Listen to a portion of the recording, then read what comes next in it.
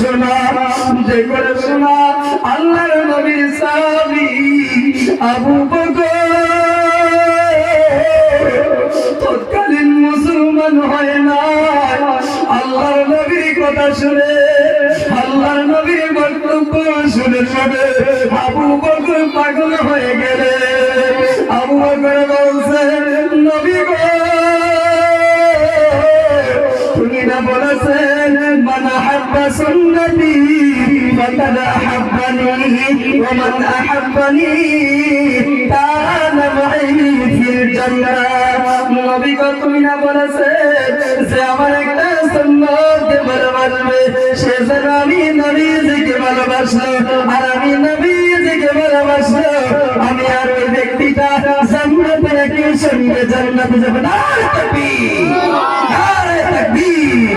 আব্বা জি আমার সোনা মালিকেরা গভীর মনোযোগ দিয়ে শুনবেন। বাজান রে আবু বকর নবীজিকে বললেন, নবী গো আপনাকে নিয়ে উপরে জমিনে চলে যান। আমার বাবা বড় ব্যবসায়ী মানুষ, আমার বাবা বড় ধনন্ত ব্যক্তি, আমার আব্বার সঙ্গে বহু মানুষের সঙ্গে নামি দামি মানুষের সঙ্গে বড় বাসা আছে। একবার যদি আপনি আমেরিকার মুখার জমিনে আপনার শত্রু গুনাহগার থাকবে না। নবী বলছেন, আবু বকর তোমার মা এখনো মুসলমান হয় নাই, তোমার বাবা এখনো মুসলমান হয় নাই। আবু বকর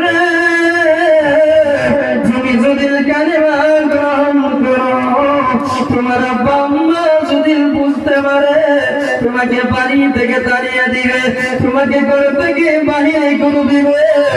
বলছেন, নবী গো আমার আব্বা আমাকে যাহা কিছু করুক না কেন, আমার মা আমাকে যদি বাড়ি থেকে তাড়িয়ে দেয়, নবী গো আপনি নবীর মুহাম্মদ বলতে পারবো না। নবী বলেন, চলো আবু বকর। নবীজি আবু বকরকে লইয়া নবীজি কবর জমিনে চলে যান।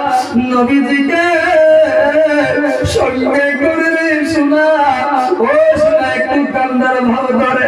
আমার আল্লাহ বলেন, মন্দারে তোমার দিল তো কঠোর হয়ে গিয়েছে, আমার নবীর কথা কি তোমার মনে পড়ে না? আমার নবী তোমার জন্য তার বাংলো, আমার নবী তোমার জন্য মত বাঁধলো। একটু কান্নার ভাব ধরো শোনা রে। আমার আল্লাহ বলে যারা নবীর আশিক হয়ে যায় তাদেরকে আল্লাহর